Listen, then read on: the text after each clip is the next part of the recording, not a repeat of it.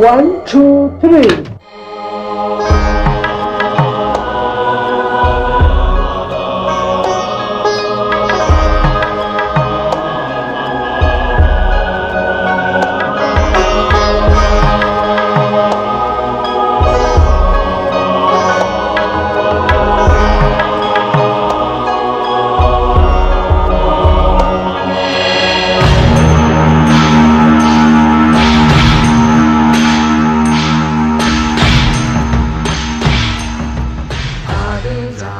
"43 years ago, the Indian authorities welcomed a fleeing Dalai Lama at a border post in Tawang, then Nefa, and transported him across the blistering plains to the quiet and cool of Mussoorie in the foothills of the Garhwal Himalayas.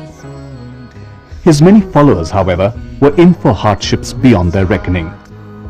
Many watched helplessly as their families fell victim to low-altitude illnesses and other diseases unknown in their land. Others had to work in road gangs to earn a living. In the first 10 years or so, a state of confusion and feeling miserable due to the loss of our own country, the language barrier, the culture barrier, and the livelihood for resettling. The Indian government responded to this crisis by accommodating the thousands that followed the Dalai Lama's flight in 1959. Settlements were established in many states such as Himachal Pradesh, Uttaranchal, Odisha and Karnataka. But early settlers had to cope with dense forests and the fear of wild animals.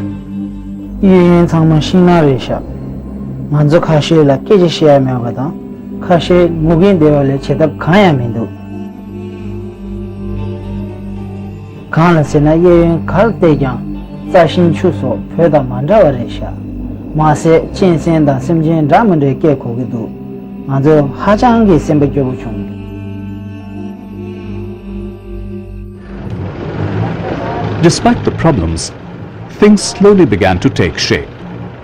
The Dalai Lama too was shifted to the sleepy hamlet of McLeodganj, 9 kilometers above the town of Dharamshala in Himachal Pradesh. When the government of India indicated eventually we should leave Mussoorie and some other town, hill station, and we were very much reluctant to accept that suggestion. And then also we heard the new place, Dharamshala, called Dharamshala, a very heavy monsoon, and very remote. Some of us, even you see, little suspicion. What is the government of India should be thinking? Not only is it change place, but there may be some other reasons. So that time we were very, very reluctant. But then we sent some of my own sort of staff member to visit. Then they return. They say, or the new place, Dharamshala's water is sweeter than Mussoorie's milk. So they are very much praised. It's this new place. But sometimes that sweet water creates some problem in the stomach also. So that's the sort of story. 4 decades have rolled by and things have changed. But memories still linger. Memories, bitter and sweet. The community has managed to maintain its identity against all odds. The adaptability of the Tibetans has its roots in their unfailing compassion for all sentient beings. जब हम China से बाकी आया तो हाथ में एक कटोरी भी नहीं था, इस हालत में आया था, खाना पीना तो बहुत दूर की बात। लेकिन हम लोग यहाँ आके बीवी बच्चे लोग सब, बीवी बच्चे हस्बैंड वगैरह सब मेहनत में लग गया था। मेहनत करते करते हम लोग बहुत ही मतलब अपने तरक्की में आ गया। सबसे बड़ा गुण तो ये है कि दलाई लामा जी और उनका आशीर्वाद साथ में है। ऊपर से हम खुद बुद्धिस्ट है, हम कभी आज तक अपने हाथ से कोई कीड़ा नहीं मारा हमने। मेरे घर में जब शुरू में यहाँ आया था तो ये गांव था बिल्कुल, जब घर बसा तो बिल्कुल चादर का था। हर साल कम से कम 15-20 सांप घर पे निकलता था, लेकिन हमने सांप को पकड़ना, किसी कीमत पर भी उसको पकड़ के छोड़ना है।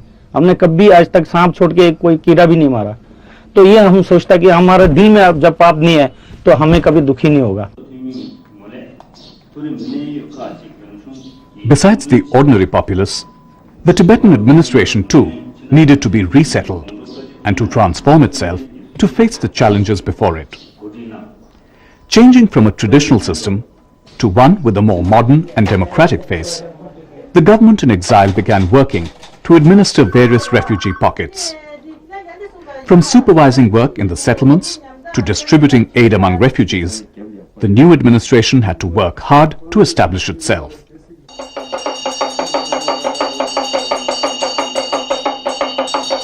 There were two broad and important areas that had required simultaneous and adequate attention. The demands that flowed from the duty to preserve the unique spiritual and monastic tradition of Tibet and the worldly needs of the people who were in exile. The balancing act has not always been easy. The basic, outline or the system here as a refugee community, stateless, however, we set up the, administrations, then legislative, then judiciary.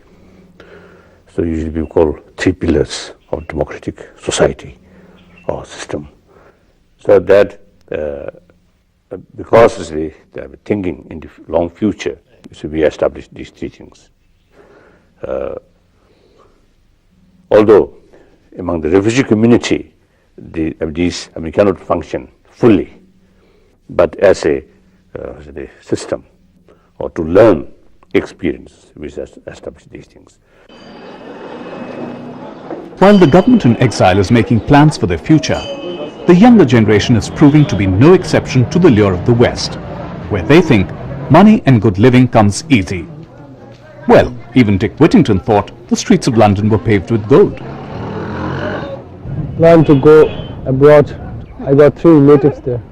I don't want to study. I just want to work to earn some dollars. India में बैठा है, वो लोग ने कभी विदेश देखा नहीं है। वो लोग ये समझता कि एक विदेश जाने से तो पहाड़ से मतलब जैसे पैसा खुदाई करता है वैसे खोदने के लायक जैसे वहाँ है। उनको ये नहीं मालूम है कि वहाँ जो जाके पैसा भेजता है, जैसे एग्जांपल मेरा भाई गया हो तो मेरा भाई मेरे को बोलेगा भैया जब पैसा की थोड़ा जरूरत पड़ गया बोले तो भाई भेज देता मेरे लिए, जैसे $5,000 $2,000 भेज देता है।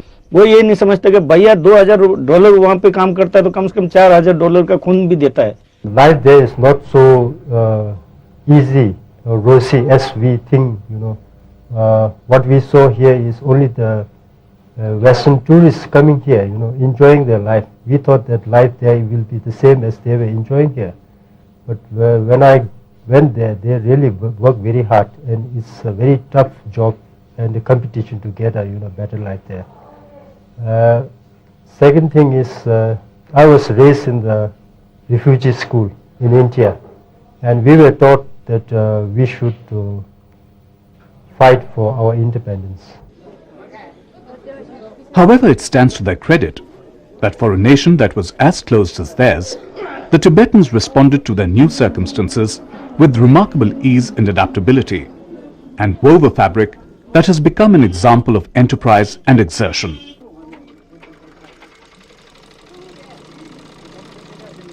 They set up handicraft cooperatives and began selling sweaters, shawls, and imported knickknacks on pavements to support themselves. Today, Tibetan markets have become favorite shopping haunts for those on the lookout for imported stuff.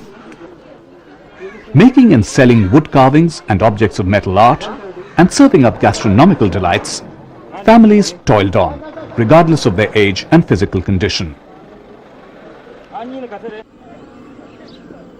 As a link to the past, even the Lingkhor, or the holy pilgrim's path that goes round Lhasa, was not forgotten and replicated in Dharamshala around the Dalai Lama's new palace. Religious reasons apart, it is a perfect place for people to meet and compare notes on the weather and their health. Local gossip is exchanged here as well. Going round the Dalai Lama's palace ensures blessings not only for humans, but also for all living beings who tread this holy path. Based in Dharamshala, the Voice of Tibet is the enduring symbol of Tibet's war of words. 新闻就播送到这里，请继续收听我台的其他节目。 Broadcast in Chinese and Tibetan, it attempts to counter Chinese propaganda in Tibet. It aims also to reach its people in Tibet, to keep them informed on the latest developments within the diaspora worldwide.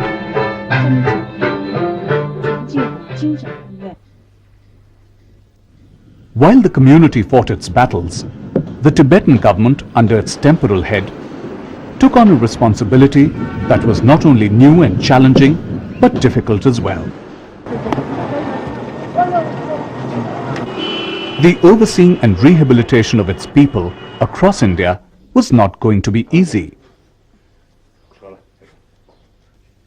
An administration under its monk ruler, forced to adapt to an alien situation, worked ceaselessly to provide its people a semblance of control and security.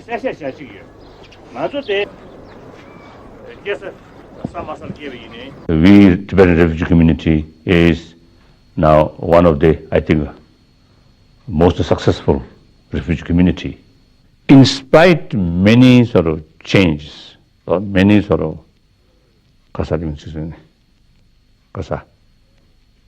challenges, in spite of many challenges, I think, generally speaking, Tibetan community, as a one ancient nation with rich ancient cultural heritage, I think in spite of all these challenges, all these changes, I think basically we preserve quite well.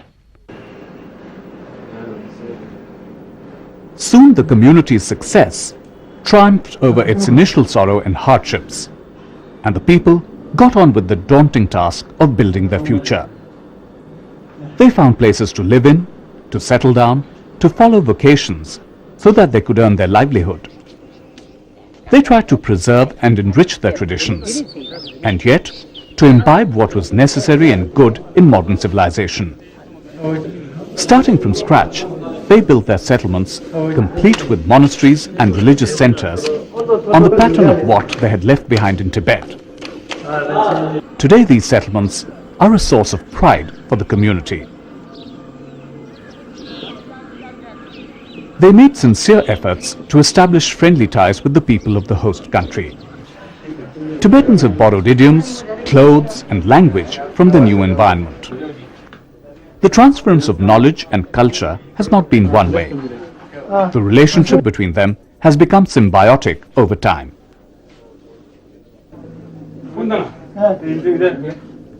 By and large, relations between Indians and Tibetans have been harmonious. The Tibetans in India has very well adjusted with the host nation, and it is absolutely in cohesiveness or in harmony with Indian people, and therefore I don't think there is any shortcoming as far as our adjustment and our what I should say, our cohesiveness with the host nation. There's no problem, and at many times we feel that we almost forgotten that we are out of our own land or out of our own origin. Our main Dharma with the Buddhist teachings, as well as all the major sciences, the ancient sciences, all came from India. So all our root is from India. all our great masters, they were studied and trained in India, and their gurus are all from India. So of course, India, we always feel special affinity. Yes. We do not feel actually alien or any foreign. We feel actually home. Feels like home to me because I have never seen Tibet. For me, I was born here, and I am a Tibetan deep down, but I also feel very like this is my home as well, you know. So everything about India is good for me. If the Tibetans had settled and begun to reap harvests, the Indians too gained from the association with their Tibetan guests. With the Dalai Lama and Buddhism gaining global popularity and funds flowing in from all over the world, visitors to Tibetan areas and Buddhist institutions began to increase. Soon these places became hot destinations for both the casual Dharma traveler as well as the knowledge seeker. Infrastructure in these places improved and opportunity for business enterprise multiplied.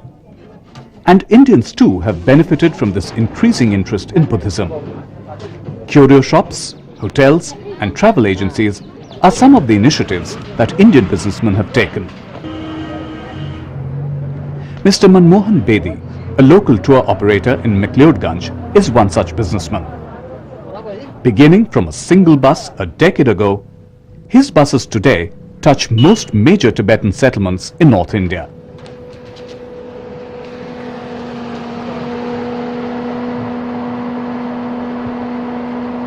I start my first bus August 1993. Our destination that was McLeodganj, Dharamsala to New Delhi. Because our main business concerned with Tibetan camp Majnu Ka Tila. Right now I have near about contract carries fleet about 15 buses. Our main business that depends here at McLeodganj, because all business due to His Holiness is here. 9 kilometers after McLeodganj, Lower Dharamsala, mostly Indian people doing the business there. If His Holiness will leave this place, definitely all the Dharamsala and McLeodganj, they will lose the business. Business alliances between the two communities slowly drew a cultural and social bonding as well. Today, marriages are cementing these ties further. In my family, I have a brother-in-law and a sister-in-law, both Indians. One's Tamil. My brother-in-law is Tamil. My sister-in-law is Punjabi. The community seems not only to have done well economically, but has succeeded in preserving its culture as well. Though the younger generation is not as steeped in tradition as the previous one, it's still rooted in religion and is bound by a love for its homeland.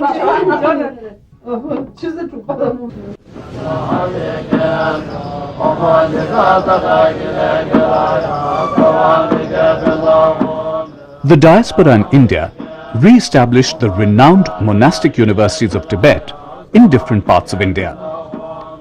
These institutes foster tantric traditions and teach the craft of religious artifacts and the spiritually inspired forms of art mandalas. The academies have succeeded in continuing the traditions of profundity and learned qualities that the original universities in Tibet were famous for. More than merely asking and answering questions, the Tibetan form of debate is a process for establishing what is irrefutable.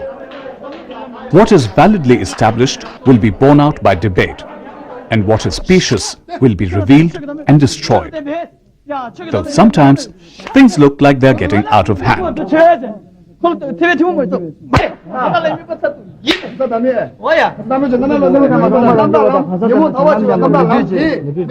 Tibetans have been able to retain their culture to a large extent. Of course, with modernization, people do kind of pick up new things, but to a large extent, we have been able to maintain our culture. We have been able to kind of flourish. Our kids have been able to get like Tibetan language education. They've had access to, also the family bonding is still very strong in India. When the Tibetans came to India, they perceived the need for a system of education that would meet the specific needs of their children. The Tibetan Children's Village, or TCV as it's popularly known, was initially set up as a school for children in exile. But soon, parents from occupied Tibet began to brave the treacherous snows and other incidental hazards to deposit their children in these schools in India. There might be from a village in Tibet, or uncle or some cousin near one who is willing to take or risk taking a group of say 10-15 children, and this guy comes and brings all the children here. Yet parents seem to bear the separation for a better education for their children. Well, there are many cases that such children arriving, frostbitten, their legs gone or fingers gone or eyesight gone, or we never know, some of the children must have never made it also, and then, died on the way up in the mountains. So we never know what happens, how much of trouble the children go through. Most parents head back to Tibet with heavy hearts, knowing that they may never be able to see their children again, but happy in the knowledge that these children would receive education and freedom. 11-year-old Gelik's parents sent him to the TCV when he was just 5, with a nomad from Kham. A journey across treacherous mountain passes saw Tenzin Gelik trapped in a blizzard, where he lost his toes. The loss has not doused his spirit, and he epitomizes the grit that Tibetans have become well known for. Gelik has fought the odds and now wants to become a singer. An empty street, an empty house, I wonder where they are, who dares to have a song to sing together. Oh no, then oh my love, holding on forever, reaching for the love that seems so far. So I said a little prayer, hope my dreams all of them all, where the skies are blue, to see you once again, my love. I try to walk, I'm holding inside my heart. For centuries, Tibet has had its own form of medicine, which has been extremely beneficial to its people. With the need to keep in step with changing times, the community has set up modern hospitals. Especially for diseases that require immediate attention, modern medicine is fast catching up. With monastic institutions still exerting influence over its people, exposure to foreign cultures and experiences has not affected the community too drastically as yet. Though exposure to cultures other than that of their host country is causing some concern. This has advantages as well as the disadvantages. Advantages in a sense that now the Dharma is spreading almost every part of the world. I can say that there are actually now more people reciting Buddhist prayers and mantras than it used to be. But at the same time, as I said, the outside exposure, the outside world's exposure affects the practice, the serious practice, because the idea of learning the Buddha Dharma is then to practice it, so that we will eliminate our obscurations and finally then to attain the liberation and enlightenment. And this, of course, it has some effects, because when you are so much exposed to the other things, then it is like a distraction. For the last 42 years, I am watching the growing younger generation. I am very closely related with them, and I have saw for certain period of time they are completely westernized. But with passage of time, now they are coming back. They are not lost their ground. But not all have their feet firmly on the ground. Western influence, a deepening identity crisis, and unemployment are fast leading Tibetan youth towards drug abuse. The situation is becoming grave, with people of all ages turning to a wide range of drugs. Kun Phen is a rehabilitation center which provides counseling to such addicts. I wouldn't say that it is totally dependent on that factor. There are many other contributing factors. But this is one of the factors out of all these many factors. The other thing is the identity crisis that we have been facing for so long. The community in general has been very rigorously working hard on preserving the so-called identity of the Tibetan people, but still, when one goes out into colleges and looks for a job or things like that in a competitive world, we are denied with every right which the host nation citizens enjoy. Now you see the changing trends in the whole history of substance abuse in Tibetan community, because those days were in the aristocrat families or big merchants. But today you see among school dropouts, unemployed, homeless, many of them. And you see that even in schools, for the past 3 years, we have seen the changing trend. Now all those volatile substances, glues and all these are coming out in Tibetan schools, not in small numbers, but in big numbers. Challenge and tragedy have always brought out the best in humans, and the Tibetans are no exception. In more respects than one, the history of the arrival of the Tibetan community in India and its achievements has been a saga of courage and an answer to a cruel challenge. The primary factor that has helped the community in meeting this challenge has been the unique personality and leadership of His Holiness the Dalai Lama and the tolerance and cooperation from India. In our university community, I was a member of the standing committee of Association of Indian University. I was vice president and I was president and presiding all over the vice chancellors of the Indian University, and I have told them in my presidential address that it is very strange. I should consider it India's generosity or liberal thinking, or it is some kind of looseness.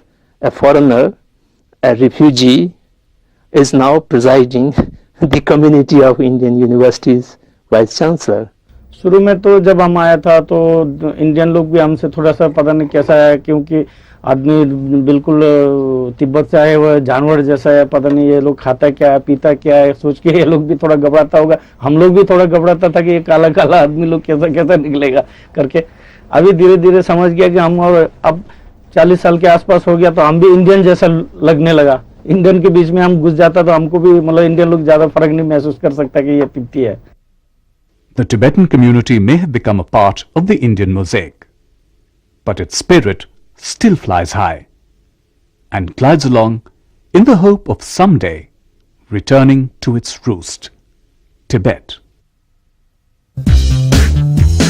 I love me,